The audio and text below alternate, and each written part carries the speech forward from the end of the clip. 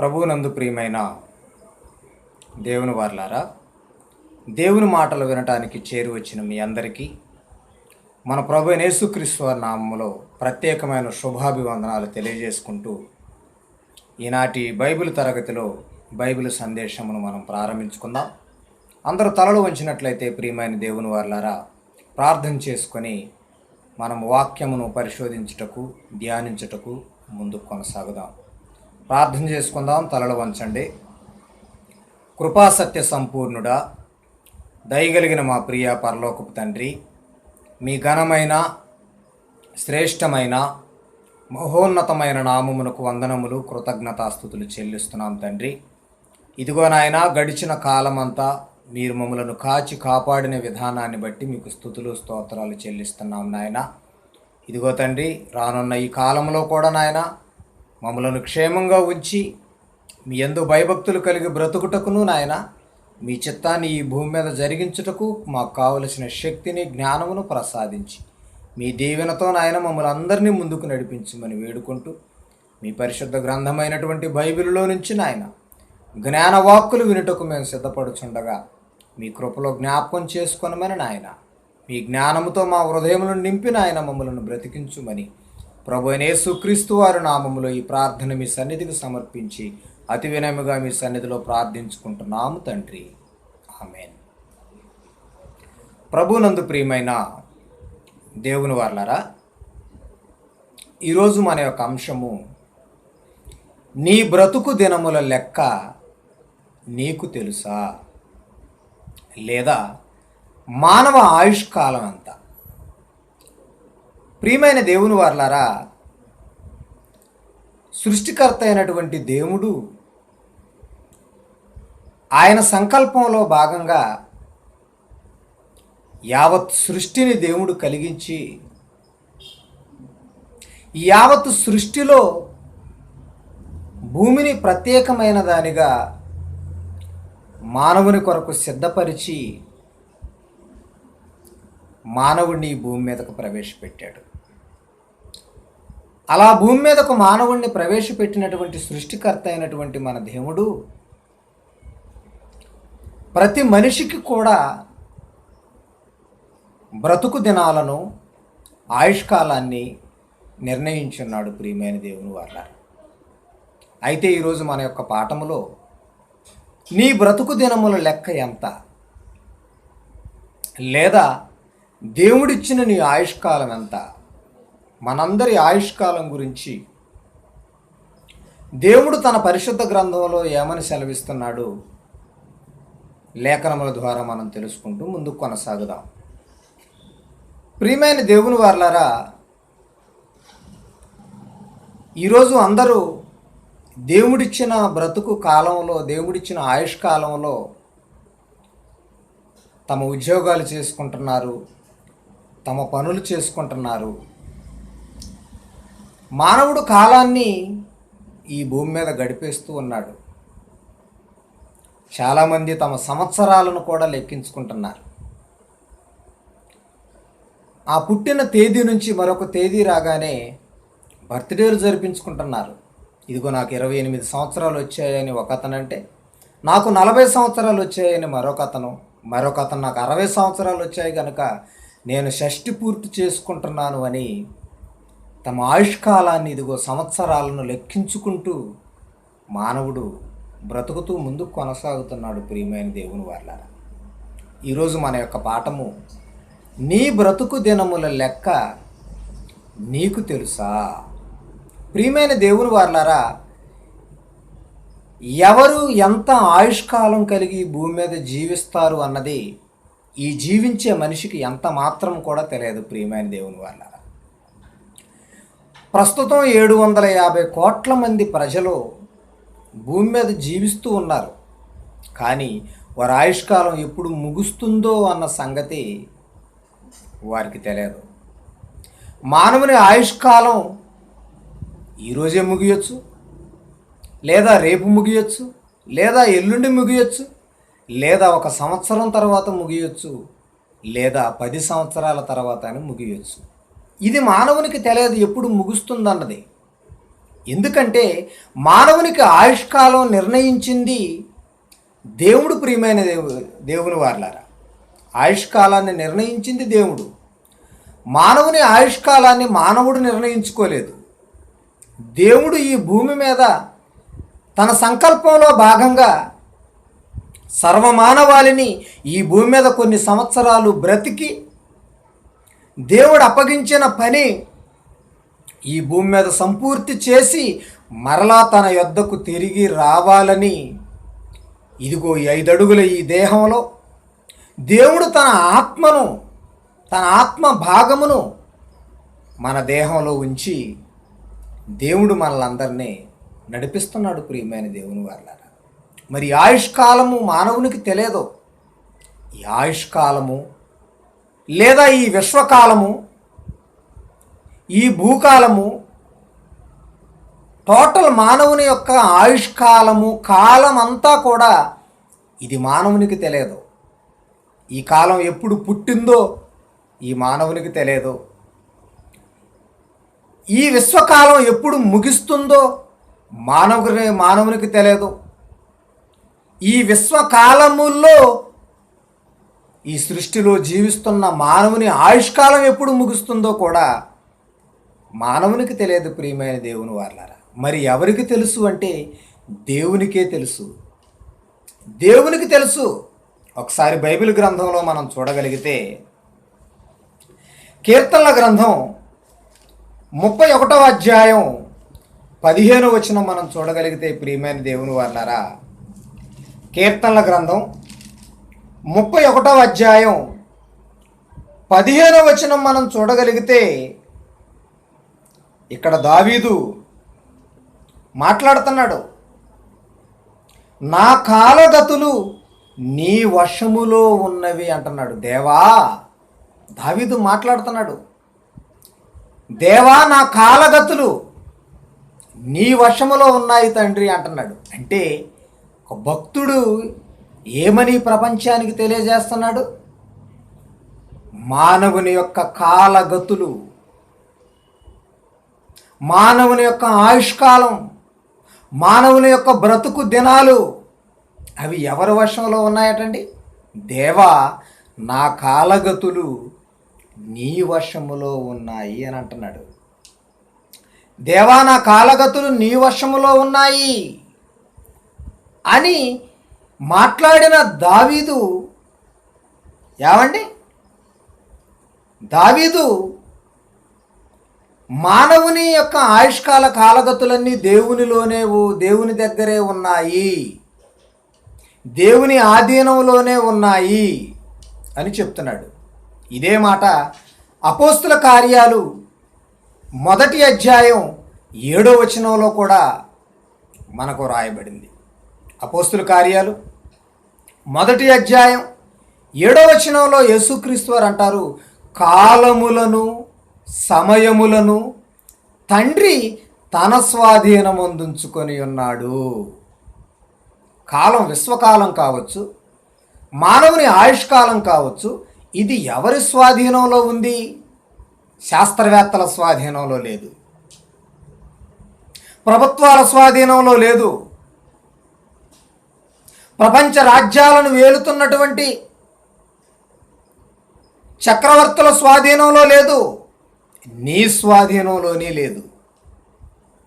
మనిషి కాలగతులు దేవుని స్వాధీనంలో ఉన్నాయి. ప్రియమైన దేవుని వారలారా, దేవుడు కాలములను సమయములను తన స్వాధీనంలోనే ఉంచుకున్నాడట. ఎందుకంటే అవి ఆయన స్వాధీనంలోనే ఉండాలి. వాటిని నిర్ణయించింది దేవుడు. ఈ కాలాన్ని నిర్ణయించింది దేవుడు, ఈ కాలాన్ని ముగించేది కూడా దేవుడే. ప్రియమైన దేవుని వారలారా, కాలగతులు దేవుని వశములో ఉండేసరికి భక్తుడైనటువంటి మోషే ఆ కాలగతుల లెక్క అడుగుతున్నాడు. చూడండి, దేవునికి మొరపెట్టుకుంటున్నాడు. దేవా, ఆ లెక్క చెప్తావా? మా కాలగతుల లెక్క కొంచెం చెప్తావా అని మోషే దేవుణ్ణి అడుగుతున్నట్టుగా బైబిల్లో ఒక సందర్భం ఇప్పుడు మనం చూద్దాం. ప్రియమైన దేవుని వారలారా, కీర్తనల గ్రంథం 90వ అధ్యాయం కీర్తనల గ్రంథం 90వ అధ్యాయం మనం చూడగలిగితే ఈ 90వ అధ్యాయం దైవజనుడైనటువంటి మోషే చేసిన ప్రార్థన. ఈ 90వ కీర్తన, ఈ 90వ కీర్తనలో ఆయన మాట్లాడుతున్నాడు. 12వ వచనంలో మోషే ప్రార్థన చేస్తున్నాడు, దేవుణ్ణి అడుగుతున్నాడు ప్రార్థనలో ఏమని? 12వ వచనం, దేవా మాకు జ్ఞాన హృదయము కలుగునట్లుగా చేయుము. ప్రార్థన చేస్తున్నాడు దేవునికి, దేవా మాకు జ్ఞాన హృదయం కలుగునట్లుగా చేయవా? ప్లీజ్ తండ్రి, మాకు జ్ఞాన హృదయం కలుగునట్లుగా చేయుము. మా దినములు లెక్కించుటకు మాకు నేర్పుము అంటున్నాడు ప్రియమైన దేవుని వారలారా. మోషే ఏమని ప్రార్థించాడండి? దేవా మాకు జ్ఞాన హృదయం కలుగునట్లుగా చేయుము. ఎందుకు జ్ఞాన హృదయం? మా దినములు లెక్కించుటకు మాకు నేర్పుము అంటున్నాడు. మా ఆయుష్కాలం ఎంతో మేము లెక్కించుకోవాలనుకుంటున్నాం. మా బ్రతుకు దినములెంతో తెలుసుకోవాలనుకుంటున్నాం. మా ముగింపు ఎప్పుడో తెలుసుకోవాలనుకుంటున్నాం. దేవా మా దినములు లెక్కించుటకు మాకు నేర్పుము అంటున్నాడు. ప్రియమైన దేవుని వారలారా, దినాలు లెక్కించుకోవటం నేర్పాలండి? నేర్పాలి. దేవుడు చెప్పాలి దినాల లెక్క, లేదంటే మనిషికి తెలియదు. ఈరోజు మానవులు లెక్కించుకుంటున్నారు దినాలు. మొదటి సంవత్సరం, 2వ సంవత్సరం, 3వ సంవత్సరం, 4వ సంవత్సరం, 5వ సంవత్సరం, 6వ సంవత్సరం, 7వ సంవత్సరం, ఇలా సంవత్సరాలు లెక్కించుకుంటున్నారు. సంవత్సరంకు బర్త్డేలు చేసుకుంటున్నారు. కానీ ప్రియమైన దేవుని వారలారా, ప్రతి బర్త్డేకు నీ డెత్ డే దగ్గర పడుతుందని మర్చిపోయింది ఈ ప్రపంచం. దేవుడిచ్చిన ఆయుష్కాలంలో ప్రతి బర్త్డే మన దగ్గరకు వస్తుందంటే దేవుడిచ్చిన ఆయుష్కాలంలో 1 సంవత్సరం తరిగిపోతుందని మనం గుర్తుంచుకోవాలి ప్రియమైన దేవుని వారలారా. ఒక కొత్త సంవత్సరం మన జీవితంలోకి వచ్చిందంటే మన బ్రతుకు దినాల్లో 1 సంవత్సరం తగ్గిపోయిందన్నమాట. అంటే దేవుడిచ్చిన సంవత్సరాలు తరిగిపోతున్నాయి. దేవుడిచ్చిన సంవత్సరాలు తరిగిపోతున్నాయి. ప్రియమైన దేవుని వారలారా, ఇంతకు దేవుడు ఎన్ని సంవత్సరాలు ఇచ్చాడు? ఈ భూమి మీద బ్రతకమని దేవుడు ఎంత ఆయుష్కాలాన్ని ఇచ్చాడు? ఈ బ్రతుకు దినాల గురించి మనం తెలుసుకోగలిగితే ప్రియమైన దేవుని వారలారా, మానవుని ఆయుష్కాలం అన్నది దేవుడు ఎప్పుడు నిర్ణయించాడు? తల్లి గర్భంలో ఉన్నప్పుడు నిర్ణయించాడా? పుట్టక మునిపే నిర్ణయించాడా? లేదా మనిషి పుట్టిన తర్వాత నిర్ణయించాడా? దేవుడు ఎప్పుడు ఈ ఆయుష్కాలాన్ని నిర్ణయించాడు? ఎంత నిర్ణయించాడు? ఇవన్నీ దేవుని దగ్గరున్నదండి లెక్క. కాలగతులు దేవుని వశములో ఉన్నాయి, ఆయన దగ్గర ఉంది లెక్క అంతా. ఎవరెంతకాలం బ్రతకాలో ఆయన దగ్గర ఉంది.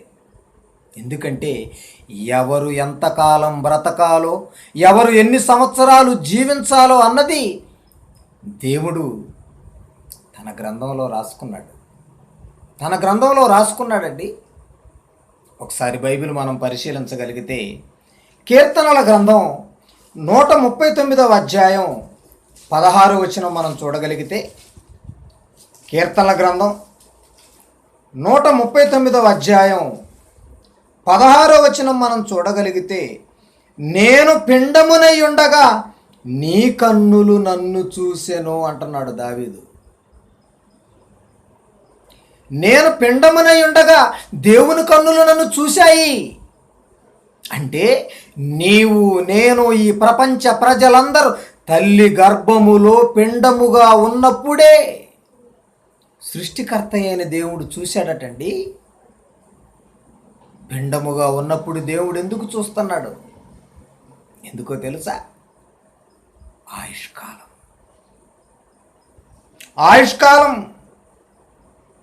అక్కడ దినాల లెక్క చెప్తున్నాడు.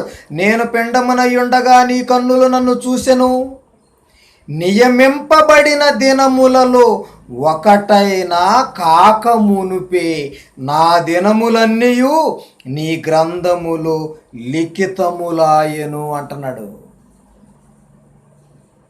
ఇంకా పుట్టలేదు, ఇంకా నువ్వు తల్లి గర్భంలోంచి భూమి మీద పడలేదు. కానీ ఇక్కడ అంటున్నాడు, నియమింపబడిన దినముల్లో ఒకటైనా కాలేదు. అంటే పిండంగా ఉన్నాడు మనిషి, పిండ దశలో ఉన్నాడు. ఆ పిండం పెరిగి పెద్దదై 9 నెలలు గడిచి ఇదిగో ఈ భూమి మీదకి వచ్చి ఇదిగో 1వ దినము 2వ దినము అని లెక్కించుకోవాలి. పుట్టిన తర్వాతే కదండి లెక్కించుకుంటాము. ఇక్కడ అంటున్నాడు, నియమింపబడిన దినములలో ఒకటైనా కాక మునుపే. పిండంగా ఉన్నాడు అప్పుడు. కానీ దేవుడు ఈ పిండం పెరిగి పెద్దదై ఒక చక్కని ఆకారం తీసుకొని భూమి మీద అడుగు పెట్టిన తర్వాత ఇతనికంటూ బ్రతకటానికి కొన్ని దినాలు దేవుడు నియమించాడు కదా. ఇంకా పిండంగా ఉన్నాడు కాబట్టి ఇంకా నీ దినముల్లో ఒకటి కూడా కాలేదు, ఇంకా ఒకటి కూడా అవ్వలేదు. ఈ భూమి మీద ఇంకా నీవు అడుగు పెట్టలేదు. నియమింపబడిన దినముల్లో ఒకటైనా కాక మునిపే నా దినములన్నీయు నీ గ్రంథములో లిఖితములాయను అంటున్నాడు. అంటే ప్రియమైన దేవుని వారలారా, మనిషి ఎంతకాలం బ్రతకాలి, ఈ బ్రతుకు దినాలు మొత్తం దేవుని గ్రంథములో లిఖితమైపోయాయి. అంటే దేవుని గ్రంథములో వ్రాయబడ్డాయి. ఈ భూమి మీదకి వచ్చిన 750 కోట్ల మంది ప్రజలు, కాలం చెల్లించిన కొన్ని కోట్ల మంది ప్రజలు, వారి ఆయుష్కాలం అంతా దేవుని గ్రంథములో, వారి బ్రతుకు దినముల లెక్కంతా దేవుని గ్రంథములో వ్రాయబడిందట. ప్రియమైన దేవుని వారలారా, వ్రాయబడింది. ఇదిగో ఇక పుట్టిన తర్వాత ఆ దినాలను లెక్కించుకోవాలి. అయితే దేవుడిచ్చిన ఈ ఆయుష్కాలం అది ఎంత, అది దేవునికే తెలుసు. నీవెంతకాలం బ్రతుకుతావన్నది, నేనెంతకాలం బ్రతుకుతానన్నది అది దేవునికి మాత్రమే తెలుసు. ఈ ప్రపంచంలో ఎవరికీ తెలియదు. ప్రియమైన దేవుని వారలారా, ఎవరికీ తెలియదు. ప్రియమైన దేవుని వారలారా, ఉదాహరణకు దేవుడు మనకు ఒక 80 సంవత్సరాల ఆయుష్కాలాన్ని ఇచ్చాడని మనం అనుకుందాం. 80 సంవత్సరాలు, 80 సంవత్సరాల ఆయుష్కాలాన్ని దేవుడు ఒకవేళ మనకిస్తే, ఈ ఆయుష్కాలాన్ని ఎందుకు ఇచ్చానంటున్నాడు తెలుసా? దేవుని కొరకు బ్రతకాలని, దేవుని చిత్తం ఈ బ్రతుకు కాలంలో నెరవేర్చాలని ఇచ్చాను ఆయుష్కాలం. పాపం చేయటానికి కాదు ఈ బ్రతుకు, నీవు పరిశుద్ధంగా జీవించటానికి ఇచ్చాను ఈ ఆయుష్కాలం. దేవుడిచ్చిన ఆయుష్కాలాన్ని దుర్వినియోగపరచకూడదండి. దేవుడిచ్చిన ఆయుష్కాలాన్ని దేవుడు చెప్పిన పని కొరకు సద్వినియోగపరచుకోవాలి ప్రతి మానవుడు. కానీ ఈరోజు టైం పాస్ చేస్తున్నారు. దేవుడు సమయాన్ని ఇచ్చింది, దేవుడు కాలాన్ని ఇచ్చింది టైం పాస్ చేయటానికి కాదు, సమయమును పోనీయక సద్వినియోగం చేసుకోవటానికి, దేవుడు చెప్పినట్టుగా బ్రతకటానికి. ఇదిగో 80 ఏళ్ళ ఆయుష్కాలం నీకు ఇచ్చాడని అనుకుందాం. కానీ మానవుడు, దేవుడు 80 ఏళ్ళ ఆయుష్కాలం బ్రతుకు నాయన అని దేవుడిస్తే, ఈ మానవుడు ఏం చేశాడో తెలుసా? దేవుడిచ్చిన 80 ఏళ్ళ కాలాన్ని మానవుడు తప్పు చేసి తనకు తానుగానే తన ఆయుష్కాలాన్ని తగ్గించేసుకుంటున్నాడు. దేవుడు 80 ఇచ్చాడు, కానీ మానవుడు తగ్గించుకుంటున్నాడు. ఎలాగో తెలుసా? ప్రసంగి గ్రంథం 7వ అధ్యాయం 17వ వచనం మనం చూడగలిగితే, ప్రసంగి గ్రంథం 7వ అధ్యాయం 17వ వచనం మనం చూడగలిగితే, అధికముగా దుర్మార్గపు పనులు చేయకుము. ఓ మనిషి, అధికముగా దుర్మార్గపు పనులు చేయకో. దేవుడు నీకు ఆయుష్కాలాన్ని ఇచ్చింది పాప కార్యక్రమాలు చేయటానికి కాదయ్యా, దుర్మార్గపు పనులు చేయటానికి కాదు. కానీ నువ్వేం చేస్తున్నావు దేవుడిచ్చిన ఆయుష్కాలంలో? దుర్మార్గపు క్రియలు, అవినీతి క్రియలు, అక్రమాలు, పాపపు క్రియలు, మోసాలు, అన్యాయాలు, దగాలు, ఇవే కదా మానవుడు చేసేది. కానీ దేవుడు వీటిని జరిగించటానికి కాదు ఈ ఆయుష్కాలం ఇచ్చింది. నీ ఇష్టం వచ్చినట్టుగా దీనిని జరిగించుకోవడానికి కాదు దేవుడు ఆయుష్కాలాన్ని ఇచ్చింది. దేవునికి నచ్చినట్టుగా బ్రతుకుతావని ఇచ్చాడు. కానీ మానవుడు దేవుడిచ్చిన ఆయుష్కాలాన్ని మానవుడే తగ్గించుకుంటున్నట్టుగా ఈ వచనం మనకు చెప్తుంది. ప్రసంగి గ్రంథం 7వ అధ్యాయం 17వ వచనం చూడగలిగితే, అధికముగా దుర్మార్గపు పనులు చేయకుము, బుద్ధిహీనముగా తిరగకుము. అధికముగా దుర్మార్గపు పనులు చేయకు, బుద్ధిహీనముగా తిరగకు. ఒకవేళలాగు నువ్వు తిరిగితే నీ కాలమునకు ముందుగా నీ వేళ చనిపోదువు అంటున్నాడు. అంటే దేవుడిచ్చిన ఆయుష్కాలాన్ని సద్వినియోగపరుచుకోకుండా అధికముగా దుర్మార్గపు క్రియలు చేయుటను బట్టి, బుద్ధిహీనముగా తిరుగుటను బట్టి నీ కాలానికి ముందుగా నీ వేళ చనిపోదు అంటున్నాడు.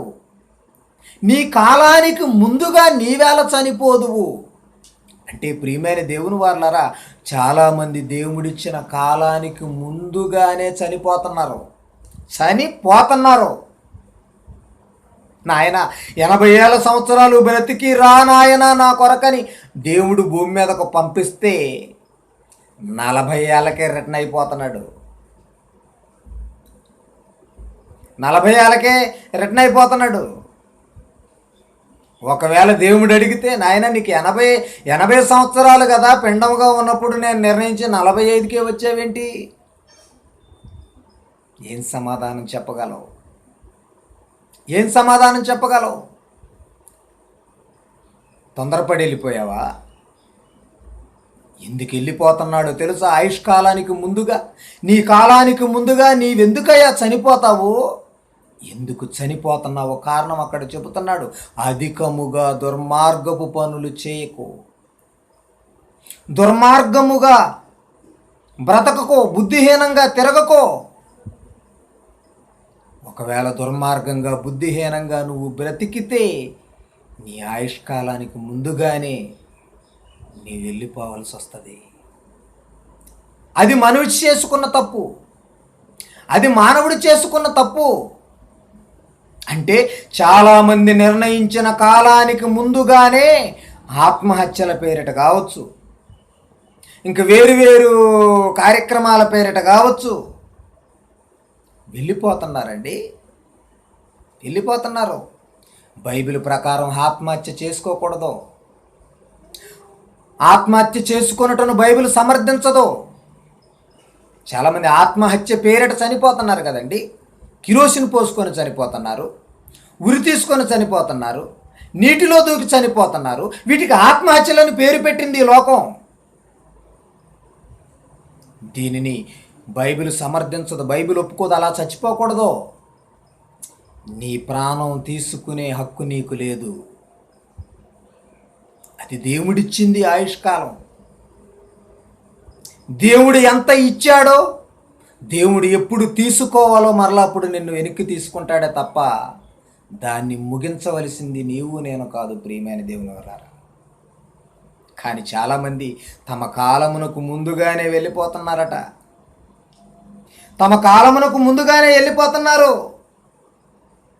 కానీ ప్రియమైన దేవుని వారలారా, పూర్వకాలములో మానవుని ఆరంభ కాలంలోనికి మనం వెళ్ళగలిగితే దేవుడు మానవునికి చాలా ఆయుష్కాలం ఇచ్చాడండి. కానీ ఇప్పుడు మన ఆయుష్కాలం ఎంత? మహా అయితే 60, 70, 80 ఏళ్ళు. ఒకవేళ అధికంగా బ్రతుకు ఇంకొక 5, 10 ఏళ్ళు. కానీ మానవ ఆరంభ కాలాల్లోకి మనం వెళ్ళగలిగితే దేవుడు ఎంత ఆయుష్కాలం ఇచ్చాడో తెలుసండి మనిషికి. చాలా ఆయుష్కాలం ఇచ్చాడు, ఎక్కువ ఆయుష్కాలాన్ని ఇచ్చాడు బ్రతకమని దేవుడు. కానీ ఈరోజు 70-80కి కంటే ఎక్కువగా బ్రతకలేకపోతున్నాం. ఎందుకు మరి ఈరోజు 70-80 సంవత్సరాలు బ్రతకలేకపోతున్నాము అంతకంటే ఎక్కువగా? పూర్వం ఎందుకని ఎక్కువ కాలం బ్రతికారు అని ఆలోచించగలిగితే ప్రియమైన దేవుని వారలారా, ఇది కూడా మనిషి చేసిన తప్పే. ఇది కూడా మనిషి చేసిన తప్పే. ప్రసంగి గ్రంథంలో వ్రాయబడినట్టుగా దుర్మార్గపు పనుల వలన, బుద్ధిహీన కార్యక్రమాల వలన ఆయుష్కాలం తగ్గిపోతుంది అని మనం చదువుకున్నాం. కానీ ఆది కాండంలో ప్రారంభ మానవులకి దేవుడు ఎంత ఆయుష్కాలం ఇచ్చాడో తెలుసండి? ఎంత ఆయుష్కాలం ఇచ్చాడో తెలుసా? సుమారు 1000 సంవత్సరాలు. 1000 సంవత్సరాలండి. 1000 సంవత్సరాల ఆయుష్కాలం ఇచ్చాడండి అప్పట్లో మనిషికి దేవుడు. అలా ఎక్కువ ఆయుష్కాలం పొందిన బ్రతికిన వ్యక్తి ఎవరో తెలుసా? బైబిల్లో ఒకసారి చూద్దాం. ఆదికాండం 5వ అధ్యాయం 27వ వచనం మనం చూడగలిగితే ప్రియమైన దేవుని వారలారా, ఆదికాండం 5వ అధ్యాయం 27వ వచనం మనం చూడగలిగితే ఇక్కడ అంటున్నాడు, మెతూషల దినములన్నీయు 969 ఏండ్లు, అప్పుడు అతడు మృతి పొందెను. ప్రియమైన దేవుని వారలారా, మెతూషల ఎంతకాలం బ్రతికాడటండి? 969 సంవత్సరాలు. అంటే సుమారుగా అటు ఇటుగా 1000 సంవత్సరాలకు దగ్గరలో ఉన్నాడు. సుమారు 1000 సంవత్సరాలు, 969. ఎక్కువ ఆయుష్కాలం కలిగి భూమి మీద జీవించిన వ్యక్తి అండి మెతూషల. మెతూషల ఆదాము సంతానం. ఆదాము సంతానం నోవహు వరకు. ఆ తర్వాత కాలంలో మనం చూసుకుంటే ఆయుష్కాలం చాలా ఉందండి. మరి ఒకప్పుడు 1000 సంవత్సరాలున్న ఆయుష్కాలం ఇప్పుడున్న మానవునికి ఎందుకు లేదండి? అప్పుడు 900 ఏళ్ళు, 800 ఏళ్ళు, 500 ఏళ్ళు, సుమారు 1000 సంవత్సరాల వరకు బ్రతికిన ఈ మానవుడు ఇప్పుడు 60-70 ఏళ్ళు కూడా ఎందుకు బ్రతకలేక వెళ్ళిపోతున్నాడు ఈ లోకాన్ని విడిచిపెట్టి? ఎందుకు వెళ్ళిపోతున్నాడు తెలుసా? అధిక ఆయుష్కాలం బ్రతకాలని దేవుడిచ్చాడు మనిషికి. కానీ మనిషి చేజేతులారా ఈ అవకాశాన్ని దుర్వినియోగపరుచుకున్నాడు. ఎలాగో చెప్పమంటారా? పరిశుద్ధులుగా, నిర్దోషులుగా బ్రతకమని దేవుని చిత్తాన్ని జరిగించి తిరిగి రమ్మని దేవుడు ఒకనాడు 1000 సంవత్సరాల ఆయుష్కాలాన్ని సుమారుగా మానవునికి ఇస్తే, ఆ 1000 సంవత్సరాల కాలాన్ని సద్వినియోగపరుచుకొనక మానవుడు ఏం చేశాడో తెలుసా? ఆ కాలాన్ని దుర్వినియోగపరిచాడు. ఆదికాండం 6వ అధ్యాయం 3-4 వచనాలు అదే చెబుతున్నాడండి. ఆదికాండం 6వ అధ్యాయం 3వ వచనం, అప్పుడు యెహోవా, నా ఆత్మ నరులతో ఎల్లప్పుడూ వాదించదు, వారు తమ అక్రమ విషయములలో నరమాతృలై ఉన్నారు అని అంటున్నాడు. ఎక్కువ ఆయుష్కాలం ఇస్తే దేవునికి వాదం తెచ్చిపెట్టారు. దేవుడు వాదించాల్సి వచ్చింది ఆనాటి మానవులతో. ఏమని వాదించాడు? పరిశుద్ధులుగా, నిర్దోషులుగా బ్రతకమని ఆయుష్కాలాన్ని ఇస్తే అక్రమము విషయంలో నరమాతులు అయిపోయారటండి. అక్రమంగా బ్రతుకుతున్నారు. వారిలో అక్రమం విస్తరించింది. వారు తమ అక్రమ విషయంలో నరమాతృలై ఉన్నారు. అక్రమార్కులుగా, పాపభూయిష్ఠులుగా, దేవుని కొరకు బ్రతకని వారుగా, ఈ లోకమే మాకు చాలన్నట్టుగా లోకాశలలో, లోక మాయలో, సాతాను మాయలో పడి బ్రతుకుతున్నారు. అందుక దేవుడు ఆయుష్కాలాన్ని ఇచ్చింది. కాదు, పరిశుద్ధులుగా నిర్దోషులుగా బ్రతకవలనని జగత్తు పునాది వేయబడక మునిపే ప్రేమ చేత క్రీస్తులో మిమ్ములను ఏర్పాటు చేసుకున్నాను అంటాడు ఎఫెసీయులకు రాసిన పత్రిక 1వ అధ్యాయం 4, 5, 6 వచనాల్లో. పరిశుద్ధులుగా నిర్దోషులుగా బ్రతకాలని ఈ భూమి మీద ఒక మనిషిని పంపించాడటండి దేవుడు. మనిషి జన్మ అందుకే, మానవుడు పుట్టింది అందుకే, దేవుని చిత్తం నెరవేర్చటానికి, దేవుడు అప్పగించిన సత్క్రియలు చేయటానికి. మరి దేవుడు అప్పగించిన సత్క్రియలు చేసింది ఆనాటి సమాజం. దేవుడు ఎక్కువ ఆయుష్కాలను ఇస్తే అక్రమార్కులుగా మారిపోయారటండి. అక్రమం, ఎక్కడ చూసిన అక్రమం, ప్రతి మనిషిలో అక్రమం, ప్రతి గ్రామంలో అక్రమం, ప్రతి పట్టణంలో అక్రమం. ఏదండి క్రమం? ఆనాడుందా క్రమం? ఈనాడేమైనా ఉందా క్రమం? అక్రమం విస్తరిస్తున్న కాలం ఇది. అప్పుడు అక్రమం ఆరంభమైంది, ఇప్పుడు అక్రమం విస్తరించింది. అలా 960-70 సంవత్సరాలు ఆయుష్కాలం ఇస్తే మనిషి దుర్వినియోగపరిచాడండి. అక్రమ కార్యక్రమాలకు వినియోగించాడు ఆయుష్కాలాన్ని. అది చూసిన దేవుడు, ఇదిగో మీకు ఇంత ఆయుష్కాలం ఇచ్చి ఈ పాపపు కార్యక్రమాల్లో నేను మిమ్మల్ని చూడలేను, మీతో వాదించలేను. అందుకే దేవుడు ఒక నిర్ణయానికి వచ్చాడు. ఏంటా నిర్ణయం? వీరి ఆయుష్కాలాన్ని తగ్గించేయాలనుకున్నాడు. ఆయుష్కాలాన్ని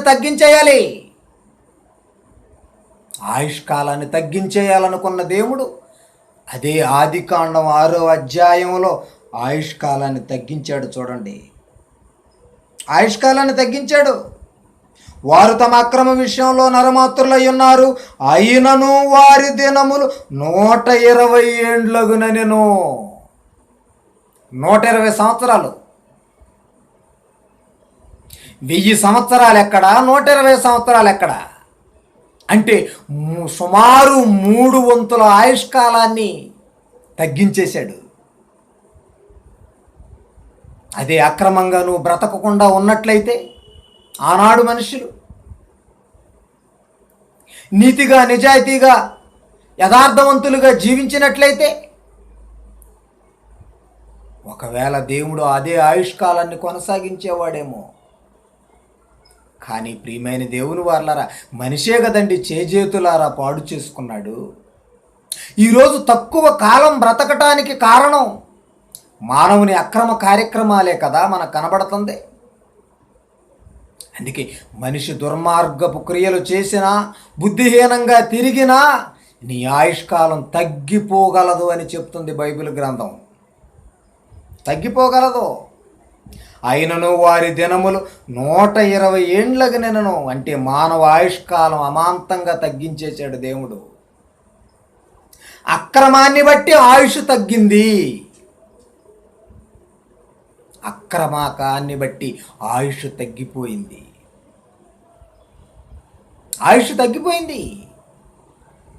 కీర్తనల గ్రంథం 39వ అధ్యాయం 2వ వచనం మనం చూడగలిగితే, ప్రియమైన దేవుని వారలారా, కీర్తనల గ్రంథం 39వ అధ్యాయం 2వ వచనం చూడండి. నేను ఏమియూ మాటలాడక మౌనినైతిని, క్షేమమును గూర్చి అయినను పలకక నేను మౌనముగా నుంటిని, అయినను నా విచారము అధికమాయెను. నా గుండె నాలో మండుచుండెను, నేను ధ్యానించుచుండగా మంట పుట్టెను. అప్పుడు నేను నోరారా ఈ మాట పలికితిని అంటున్నాడు దావీదు. ఏ మాట పలికాడు? 4వ వచనం, యెహోవా నా అంతము ఎట్లుండునది, నా దినముల ప్రమాణము ఎంతైనది నాకు తెలుపుము అంటున్నాడు. నాకు తెలుపుము దేవా యెహోవా.